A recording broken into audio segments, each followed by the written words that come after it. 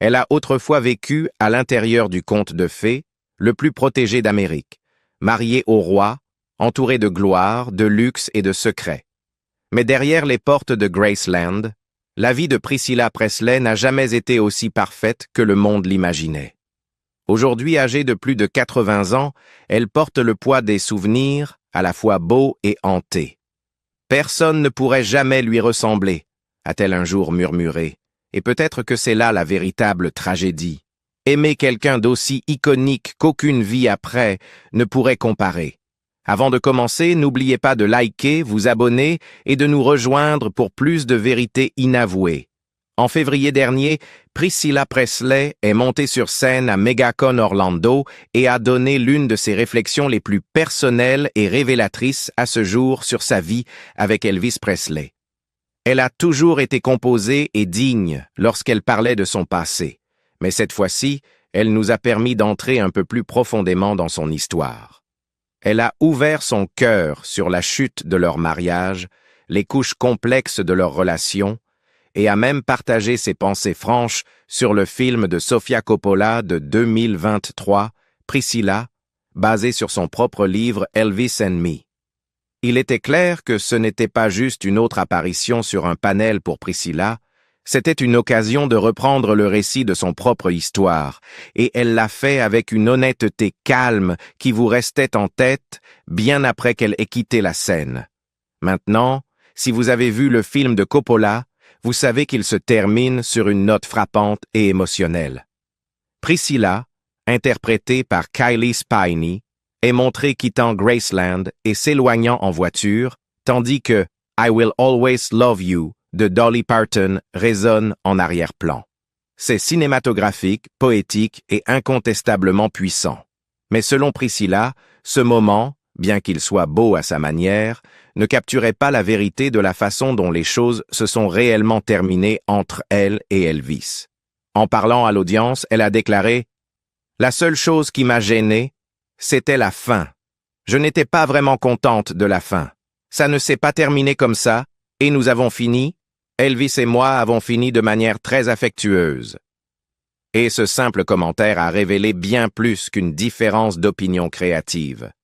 Il suggérait la tendresse qui restait entre eux, ce lien compliqué qui ne s'est pas simplement dissous après la signature des papiers de divorce. C'est ce qui rend l'histoire de Priscilla si différente de la version standard hollywoodienne d'une rupture. Selon elle, même après la fin de leur mariage, la connexion ne s'est pas arrêtée. Elvis venait encore chez elle sans prévenir, qui plus est, à toutes heures. Il venait chez moi sans prévenir, et je sortais avec quelqu'un d'ailleurs, a-t-elle dit, levant légèrement les sourcils avec un sourire qui suggérait à la fois de l'amusement et de l'exaspération. Heureusement qu'il était 2 heures du matin et je savais qui c'était, alors je me précipitais vers la porte avant qu'il ne sonne à la porte. Il y a quelque chose d'assez cinématographique dans cette image, pas la version du film, mais celle de la vraie vie. Ce n'est pas glamour, pas mise en scène, mais réel. Priscilla courant dans la maison sombre pour éviter de réveiller son nouveau partenaire, sachant pertinemment que l'homme à la porte serait toujours Elvis. Une fois à l'intérieur, ce n'était pas du drame ou du chaos, c'était une conversation. Juste eux deux dans la cuisine, parlant pendant des heures, comme si le temps s'était réinitialisé et qu'ils étaient simplement les 2 jeunes personnes qu'ils étaient autrefois. Ce détail, les conversations de minuit dans la cuisine, est peut-être l'un des aspects les plus émouvants de l'histoire. Cela nous rappelle que leur relation n'était pas en noir et blanc. Ils ne sont pas tombés amoureux et ont claqué la porte. Il y avait des échos d'affection, de familiarité, de conversations inachevées qui n'avaient pas besoin de résolution. Et cela rend l'histoire bien plus humaine que tout ce qui pourrait tenir dans une fin de film bien rangée. Mais Priscilla n'a pas idéalisé tout. Elle a aussi été claire sur les raisons pour lesquelles elle a pris la décision de partir. Et elle n'a pas évité les aspects douloureux. Il était célèbre, il était aimant, c'était un homme magnifique, magnifique, a-t-elle dit avec une chaleur sincère. On pouvait sentir qu'elle portait encore de l'admiration pour l'Elvis qu'elle avait connu, pas seulement l'icône, mais l'homme. Pourtant, Elle a poursuivi. Je ne pouvais tout simplement plus le supporter. Ce n'était tout simplement pas une vie pour moi. Et c'est là que sa voix a légèrement changé. Pas amère, mais fatiguée. Honnête. Elle a parlé de la découverte de l'être d'autres femmes, preuve de son infidélité, et de la façon dont cette découverte a brisé l'illusion. Il est facile de regarder quelqu'un qui était marié à Elvis Presley et d'imaginer une existence dorée. Mais derrière la célébrité et la richesse se trouvait une jeune femme qui tentait de se retrouver à l'ombre d'un homme qui appartenait au monde. Priscilla n'a pas proposé de récit dramatique ni de critique défensive du film. Au lieu de cela, elle a apporté de la nuance. Le fait que sa vie avec Elvis ne se soit pas terminée dans l'amertume, mais dans de longues conversations de cuisine et une compréhension silencieuse est quelque chose qu'on ne voit pas à l'écran. Toutes les grandes histoires d'amour ne sont pas longues. Certaines sont des éclats brefs et brillants qui laissent une marque indélébile, et peu brillent plus intensément dans notre mémoire culturelle qu'Elvis et Priscilla Presley. Plus de 47 ans après le décès d'Elvis, ils restent figés dans le temps ensemble, toujours unis dans l'esprit de beaucoup. Nous avons tous vu ces images célèbres, le mariage de 1967, plein de poussière d'étoiles et de promesses, et les portraits de famille avec leur jeune fille, Lisa Marie Presley. Dans ces instantanés, il y a de la tendresse, du glamour et quelque chose d'à peine mythologique. Mais derrière les photos se cache une histoire bien plus compliquée. Et récemment, cette histoire a trouvé son centre dans une nouvelle conversation déclenchée par le film de Sofia Coppola Priscilla, un film qui, tout en visant à dépeindre la vérité, a fini par diviser profondément la famille Presley de manière émotionnelle. Seulement 2 jours après avoir vu Austin Butler remporter un Golden Globe pour sa prestation époustouflante de son père dans Elvis de Baz Luhrmann, Lisa Marie Presley est décédée de manière inattendue à l'âge de 54 ans. C'était un moment dévastateur pour tous ceux qui suivaient l'héritage Presley. Mais avant sa mort, Lisa Marie avait exprimé des mots forts à propos du film de Coppola. Dans des courriels privés datant de 2022, elle avait exprimé de profondes inquiétudes quant à la façon dont le film dépeignait ses parents. Elle croyait que le film peignait Elvis sous un jour néfaste, le qualifiant de prédateur et manipulateur. Ce n'étaient pas des mots qu'elle avait utilisés à la légère, et pour Lisa, il était clair qu'il s'agissait de protéger non seulement l'image de son père, mais le souvenir du lien qu'elle croyait que ses parents avaient à partager. Sofia Coppola a répondu avec empathie et soin, écrivant: « J'espère qu'une fois que vous aurez vu le film final, vous vous sentirez différemment et comprendrez que je prends grand soin d'honorer votre mère tout en présentant votre père avec sensibilité et complexité. » Et en vérité, la complexité est le cœur de toute cette saga. Si une chose nous a appris quelque chose sur Elvis et Priscilla, c'est que leur histoire n'était pas un conte de fées. Elle était remplie de contradictions, de tendresse, de frontières franchies et d'émotions qui ne se sont jamais tout à fait estompées. C'est le poids que tout réalisateur porte lorsqu'il dépeint une histoire aussi complexe. Et c'est pourquoi des réactions comme celle de Lisa Marie comptent autant. Pour vraiment comprendre pourquoi le film et l'histoire suscitent autant d'émotions, nous devons revenir à là où tout a commencé. En septembre 1959, Priscilla Beaulieu n'était qu'une écolière vivant en Allemagne de l'Ouest avec sa famille militaire. Son beau-père, le capitaine Paul Beaulieu, avait récemment été stationné là-bas, et pour une jeune fille, la vie était un enchaînement de nouvelles villes, de nouvelles écoles et de bases militaires. Son père biologique, le pilote de la Navy, le lieutenant James Wagner, était décédé dans un accident d'avion lorsqu'elle n'avait que 6 mois. Ainsi, Priscilla grandit dans une maison façonnée par le devoir et la discipline. Mais ce monde allait changer lorsqu'elle rencontra un homme que le monde entier connaissait déjà. Elvis Presley, alors âgé de 24 ans, servait dans l'armée américaine. Enrôlé en mars 1958 aux grandes dames de ses fans et probablement d'Elvis lui-même. À l'époque, il était au sommet de sa célébrité, ayant déjà provoqué un véritable émoi national avec ses performances dans l'émission The Ed Sullivan Show. Il venait d'emménager à Graceland, sa maison de 18 chambres à Memphis, et avait vendu des millions de disques. Cet homme était partout, sauf qu'à ce moment-là, le voilà en Allemagne, menant soudainement une vie bien plus calme et routinière. L'armée, de manière assez étrange, lui avait donné une pause dans la vie chaotique de célébrité qui le poursuivait chez lui. Mais une chose n'avait pas changé. Elvis avait toujours un besoin profond de connexion. C'est alors que leurs mondes se sont percutés. Priscilla avait été invitée à une fête près de la base de Bad Nauheim, où Elvis avait une maison en location. Il l'avait remarqué presque immédiatement. Dans ses mémoires de 1985, Elvis and Me, et dans une interview avec People la même année, elle se souvenait très bien de ce moment. Elvis l'avait regardée et avait dit « Eh bien, qu'avons-nous là? Tu es en quelle année dans le secondaire ?» Lorsqu'elle répondit « Je suis en 9e », il rit et dit « Eh bien, tu es juste un bébé. » C'est le genre d'interaction qui, franchement, aujourd'hui soulève des sourcils. Et cela devrait. C'était les années 1950, oui. Mais cela ne signifie pas qu'on ne devrait pas faire une pause et reconnaître à quel point cette dynamique était vraiment compliquée et préoccupante. Cependant, pour la jeune Priscilla, c'était irréel. Elle décrivit comment il lui chantait cette nuit-là, jouait du piano et essayait d'attirer son attention. Moins je répondais, plus il se mettait à chanter juste pour moi, se souvint-elle. Je n'arrivais pas à croire qu'Elvis Presley essayait de m'impressionner. Elle portait une simple robe de marin à la fête, rien de tape à l'œil, car elle ne pouvait à peine croire qu'elle allait même le rencontrer. Mais à partir de cette nuit-là, quelque chose commença entre eux. Priscilla fut invitée à revenir, encore et encore. La 3e nuit, Elvis l'invita à monter à l'étage, loin des autres. Il la rassura doucement.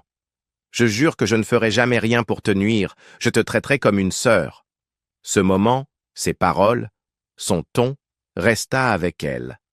C'était, d'une certaine manière, tendre, mais encore une fois, la complexité est indéniable.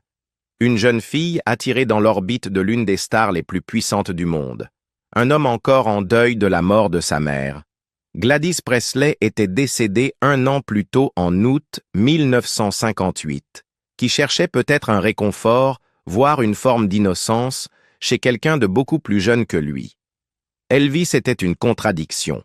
La star de rock débridée et le moraliste strict, l'homme d'excès et le mama's boy qui n'avait jamais tout à fait guéri.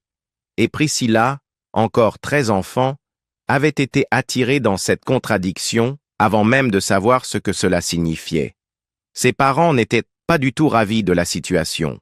Leur petite fille passait du temps avec l'homme le plus célèbre du monde. Cela ne leur convenait pas, et c'est compréhensible. Mais au fil du temps, il devint évident que Priscilla n'allait pas simplement s'éloigner d'Elvis. Elle était attirée par lui de manière qu'elle ne pouvait même pas expliquer complètement, et aucune inquiétude parentale ne suffisait à couper cette attraction. Alors, finalement, son beau-père, le capitaine Paul Beaulieu, décida de prendre les choses en main. Si sa fille insistait pour voir cet homme, il était temps de regarder Elvis Presley dans les yeux et de découvrir exactement quelles étaient ses intentions. Elvis ne se déroba pas au défi. Il vint dîner, vêtu de son uniforme militaire, un geste délibéré et respectueux, sans aucun doute. Il comprenait les enjeux.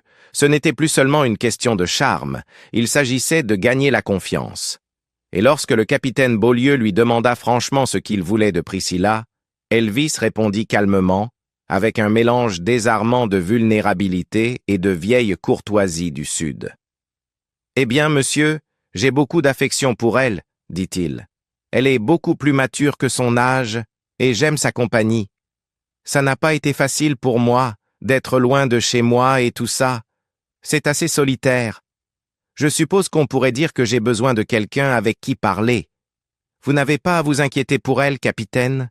Je prendrai bien soin d'elle. » Et à partir de là, les choses devinrent de plus en plus sérieuses entre eux. Même si Priscilla a toujours insisté sur le fait que leur relation n'était pas physique à ce moment-là. qu'ils n'ont rien consommé avant leur mariage. Ils étaient déjà émotionnellement liés. Profondément, dirait-elle plus tard. Un lien si profond qu'il est difficile à expliquer, à moins d'y avoir été. Il y avait de l'affection, du désir et une sorte de dépendance émotionnelle qui brouillait les frontières entre romance et contrôle. Priscilla dira plus tard à People, quelque chose dans son éducation du Sud lui avait appris que la bonne fille devait être réservée pour le mariage. J'étais cette fille. Cette croyance n'était pas seulement morale. Elle est devenue le cadre dans lequel Elvis interagissait avec elle. Bien qu'il la garde à distance d'une certaine manière, il la rapprochait complètement. Il ne passait pas juste du temps avec elle, il la façonnait, la modelait, comme elle le disait, pour en faire sa femme. Il guidait ses vêtements, choisissait ses coiffures, dictait même son maquillage. Pour lui, ce n'était pas dépasser les bornes, c'était une façon de montrer son affection. Mais c'est aussi là qu'on commence à voir le déséquilibre, les indices de contrôle qui allaient en venir définir une grande partie de leur histoire ensemble. Priscilla était jeune, impressionnable et captivée. Mais elle n'était pas aveugle. Elle commença à ressentir la pression de devoir partager Elvis avec le reste du monde. Les fans admirateurs, les médias, l'interminable défilé d'admirateurs, il y avait toujours quelqu'un d'autre qui voulait une part de lui. Ce sentiment de compétition, de ne jamais l'avoir entièrement pour elle, la rongeait. Elle admit que le seul moment où elle se sentait vraiment heureuse, c'était la nuit, quand ils étaient juste tous les deux dans sa chambre. Là, loin du bruit, loin des flashs et des attentes, ils pouvaient parler, s'embrasser et se connecter. Ces heures comptaient tout pour elle. Mais tandis que son monde émotionnel tournait autour de lui, sa vie quotidienne commençait à se désagréger. L'école devenait plus difficile à suivre et l'épuisement commençait à s'installer. Une nuit, dans ce qu'il pensait probablement être un geste de bonté, Elvis lui proposa quelques pilules pour l'aider à rester éveillée et à passer la journée suivante. Elle ne les prit pas. Elle hésita. Ce n'est que plus tard qu'elle découvrit ce qu'elles étaient. De la dexédrine, des amphétamines, le même type de pilule qu'Elvis avait commencé à utiliser lui-même après son entrée dans l'armée. Lorsque Elvis Presley retourna aux États-Unis en mars 1960, on pourrait penser que Priscilla aurait été l'une des premières à avoir de ses nouvelles. Après tout, c'était l'homme qui lui avait fait des promesses sincères, celui qui avait dit à son père qu'il prendrait soin d'elle et qui l'avait plongée dans une romance qui semblait plus grande que la vie. Mais non, ce n'est pas ce qui se passa. Au lieu de cela, la première personne à lui donner des nouvelles de la vie amoureuse d'Elvis ne fut pas Elvis lui-même. Ce furent les paparazzi. Ils l'informèrent qu'il sortait maintenant avec Nancy Sinatra. Oui, cette Nancy Sinatra. Et pendant qu'elle essayait encore de digérer ce petit scoop, le téléphone resta silencieux. 3 semaines s'écoulèrent avant qu'il ne l'appelle enfin. Ce retard, ce silence douloureux, marqua le début de ce que Priscilla décrira plus tard comme son état d'animation suspendu. Elle confia à People Magazine qu'elle passait son temps à attendre, espérant un de ces rares appels. Parfois, des semaines s'écoulaient. Parfois, des mois. Et pendant tout ce temps, elle attendait simplement. Ce ne fut qu'en février 1962, près de 2 ans après leur dernière rencontre, qu'Elvis la contacta avec plus qu'un simple appel téléphonique. Il l'invita à le rejoindre à Los Angeles. Et bien qu'il fallut convaincre son père pour obtenir son accord, une fois cet obstacle franchi, Elvis lui envoya un billet aller-retour en première classe pour un séjour de 2 semaines. Un geste qui disait « Je veux toujours que tu sois dans ma vie ». Et donc, elle partit. À son arrivée, il y eut de l'affection, de l'attention, et pendant un bref moment, cela devait ressembler à un retour à la magie de leur premier jour. Mais la chaleur s'éteignit rapidement. Dès le soir même, Elvis lui dit qu'elle ne pouvait pas rester chez lui. Au lieu de cela, un membre de son entourage la conduisit chez un ami de l'autre côté de la ville. C'était déroutant et plus qu'un peu humiliant. Priscilla découvrirait plus tard pourquoi son soi-disant ex-petite amie, Anita Wood, venait tout juste de revenir à Memphis. En d'autres termes, Priscilla avait à peine manqué de croiser la femme qui, jusqu'à récemment, avait encore fait partie de la vie amoureuse d'Elvis. Il gérait ses relations comme un emploi du temps, essayant d'éviter toute superposition, du moins celle qui pourrait mener à des confrontations gênantes. Pourtant, malgré tous ces heures, ce voyage eut ses moments. Elvis l'emmena dans un luxueux road trip à Las Vegas, où il la gâta avec de nouveaux vêtements et lui rappela, de manière appuyée, qu'il saurait si elle voyait un autre homme. C'était possessif, certes, mais c'était aussi enivrant. Pour une jeune fille profondément amoureuse, cela devait ressembler à de la dévotion. Cet hiver-là, elle passa Noël de 1962 à Graceland, et à son retour en Allemagne, elle avait quelque chose de nouveau à partager avec sa famille. Elvis voulait qu'elle vienne vivre à Memphis pour terminer ses études secondaires. Et pas seulement cela. Il avait un plan. Elle pourrait vivre avec son père Vernon et sa belle-mère Dee. Pour les parents de Priscilla, surtout son beau-père Paul, cela représentait une demande audacieuse. Mais Elvis savait comment se présenter. Déclarant ses intentions honorables, se souvint Priscilla, il jura qu'il m'aimait, qu'il avait besoin de moi et qu'il me respectait. En fait, il ne pouvait pas vivre sans moi, disait-il, insinuant qu'un jour nous nous marierions. Et avec une telle déclaration, et une promesse qu'elle serait bien prise en charge, ses parents, après une certaine hésitation, cédèrent. Ainsi, Priscilla partit pour Memphis et s'inscrivit à l'Immaculate Conception Cathedral High School, une école exclusivement pour filles. Officiellement, elle vivait avec Vernon et Dee. Mais dans la pratique, elle passait presque tout son temps à Graceland. Bien vite, elle y vivait simplement avec Elvis. Des années plus tard, lors d'une interview en 2017 sur Good Morning America, Priscilla aborda ce que beaucoup ont critiqué depuis. L'idée qu'une jeune fille traverse le monde pour être près d'un homme de plus de 10 ans, son aîné. Les gens ont dit « Oh mon Dieu, je ne peux pas croire que vos parents vous aient laissé partir avec ce stranger », dit-elle. Mais c'était une époque très innocente. Je l'aimais beaucoup. Je me sentais certainement en sécurité. On ne peut pas comparer à aujourd'hui. Nous avions encore des principes, des normes élevées. Il y avait beaucoup de soins. Et on peut sentir la sincérité dans ces mots. Elle ne cherche pas à édulcorer, elle offre un contexte. C'était une autre époque, et son expérience était enveloppée d'un genre de confiance et de naïveté qui n'existe plus de la même manière aujourd'hui. Mais c'est là que les fissures commencent à réapparaître. Elvis, à l'époque, était un homme au sommet de sa gloire, tournant film après film, souvent 2 ou 3 par an. Et dans chacun de ces films, il était entouré de belles actrices, dont beaucoup devinrent des sujets de colonnes à potins et de spéculation. Que ces flirts aient réellement eu lieu, ou qu'ils n'étaient que des rumeurs, une chose était claire, Elvis ne vivait pas comme quelqu'un de réellement engagé. Pas de la manière dont on s'attendrait d'un homme qui prévoit un avenir avec quelqu'un. Pour Priscilla, être proche de lui avait un coût, un sentiment d'incertitude constante, d'être tenu à distance tout en étant aussi dite être la personne la plus importante dans sa vie. Et ce tiraillement, cette contradiction émotionnelle, fut quelque chose qu'elle naviguerait pendant des années. Lorsque vous imaginez Graceland, vous voyez probablement la grandeur, les colonnes, la musique, les rideaux en velours. Mais si vous aviez marché dans ces couloirs au début des années 1960, vous auriez peut-être trouvé quelque chose de plus calme. Cachée derrière le glamour, il y avait une adolescente, loin de chez elle, essayant de comprendre un monde à la fois fantastique et isolé.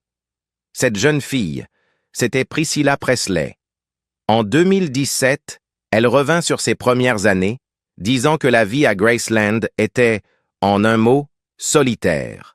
Ce n'était pas qu'Elvis ne l'aimait pas, il l'aimait, mais la vie dans laquelle elle était entrée avait des règles, la plupart dictées par l'homme qui tirait les ficelles derrière le roi, le colonel Tom Parker. Parker ne voulait pas que le public sache qu'Elvis avait une petite amie stable. À ses yeux, cela détruirait le fantasme pour des millions de fans. Si les gens croyaient qu'Elvis était pris, ils pourraient cesser de rêver. et arrêté d'acheter des disques. Ainsi, il n'y avait aucune photo de Priscilla et Elvis dans la maison. Elle faisait partie de sa vie, mais pas d'une manière que les gens étaient censés voir. Elle disait que Parker avait toujours été gentil avec elle personnellement, mais il avait bien fait comprendre qu'elle ne pouvait pas être celle qu'on montre. Pourtant, même dans le secret, les parties surréalistes d'être la petite amie d'Elvis étaient indéniables. Parfois, il venait la chercher à l'école en limousine, ou la faisait venir à Los Angeles pendant qu'il filmait. En 1978, elle partagea que ce mode de vie était tellement extravagant qu'elle était juste reconnaissante d'en être sortie saine d'esprit. Pouvez-vous imaginer être aussi jeune, vivre cette vie et savoir qu'il fallait garder le silence à ce sujet? Mais Elvis avait pris une décision au sujet de Priscilla. Juste avant Noël 1966, il lui proposa en toute intimité dans sa chambre à Graceland. Il lui offrit une magnifique bague en diamant de 3 carats et demi, entourée de 20 petits diamants, créés par le bijoutier de Memphis Harry Levitch. Et quand il s'agit de se marier, ils firent tout pour garder cela secret. El 1 de mayo de 1967, volaron de Palm Springs a Las Vegas bajo el manto de la noche, alrededor de la medianoche, en el jet privado de Frank Sinatra, nada menos. Obteniendo su licencia de matrimonio a eso de las 3 a.m., y solo unas horas después, en una habitación tranquila del Hotel Aladdin, pronunciaron sus votos. Solo 14 personas estaban presentes. La ceremonia fue oficiada por el juez de la Corte Suprema de Nevada, David Zenoff. Después, hubo una breve conferencia de prensa y un desayuno con champán para unas 100 personas en el piso inferior. Más tarde siguió una fiesta más grande en Graceland, pero la ceremonia en sí fue deliberadamente pequeña. Mi boda fue muy inusual, dijo Priscilla en una entrevista. Fueron las personas más cercanas a nosotros, fue privada y así la queríamos.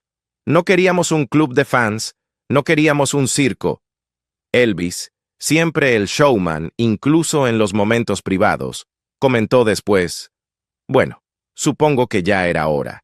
Con la vida que tenía, decidí que lo mejor sería esperar. Es fácil olvidar lo cuidadosamente que se cultivaba la imagen pública de este hombre, incluso cuando se trataba de algo tan personal como el matrimonio. Pero la verdad es que no se trataba solo de los fans. Se trataba de control, de imagen, de navegar un mundo donde el amor debía encajar perfectamente en la caja diseñada por otro. 9 meses exactos después de esa boda tan tranquila, el 1 de febrero de 1968, nació su hija Lisa Marie Presley en Memphis. El momento en que salieron del hospital con su recién nacida, fueron recibidos como reyes. Elvis, según todos los relatos, era un padre entregado. No cambiaba pañales.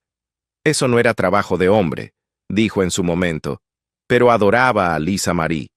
Tampoco era muy bueno con la babita del bebé.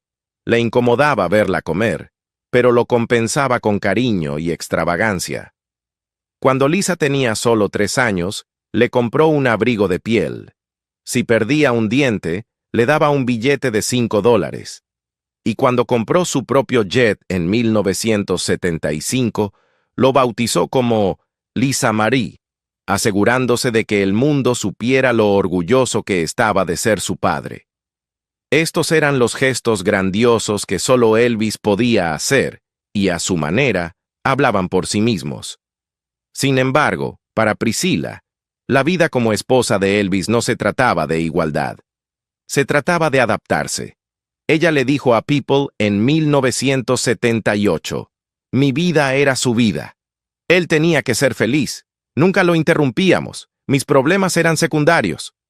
Eso no era una queja. Era una simple verdad. Se esperaba que Priscilla se moldeara alrededor de los estados de ánimo de Elvis, sus necesidades, sus caprichos. Y eso fue exactamente lo que hizo. Pero no fue sin su costo. Ella dijo que siempre se sentía nerviosa cuando él iba a lugares solo, porque las mujeres se acercaban a él, Incluso la acompañaba a citas dentales, solo para estar cerca de él, solo para estar segura. Todo el mundo en el mundo estaba detrás de él, dijo. La presión de vivir a su sombra, de proteger constantemente su relación, debe haber sido agotadora. Varios cercanos a ellos han dicho que, después de que Priscilla se convirtió en madre, el interés romántico de Elvis por ella comenzó a desvanecerse.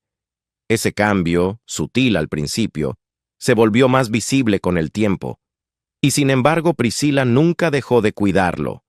Recordó que siempre estaba lista para recibirlo en la puerta, para consentirlo, para hacer que se sintiera cuidado.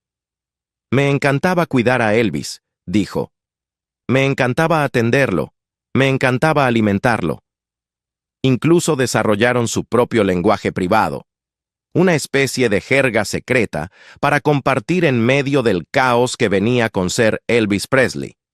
Puede sonar extraño, pero era su manera de mantenerse conectados, de aferrarse a algo íntimo en una vida constantemente rodeada de otros.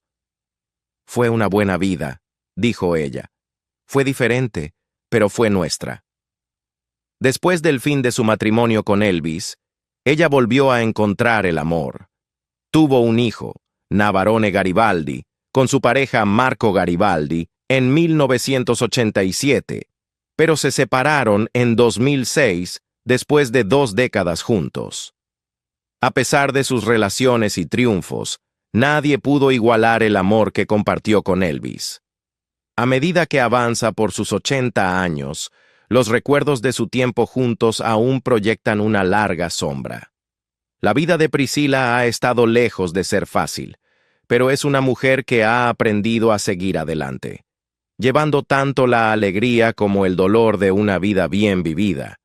Si encontraste esta historia cautivadora, no olvides dar like, suscribirte y estar atento a más historias intrigantes del mundo de las leyendas de Hollywood.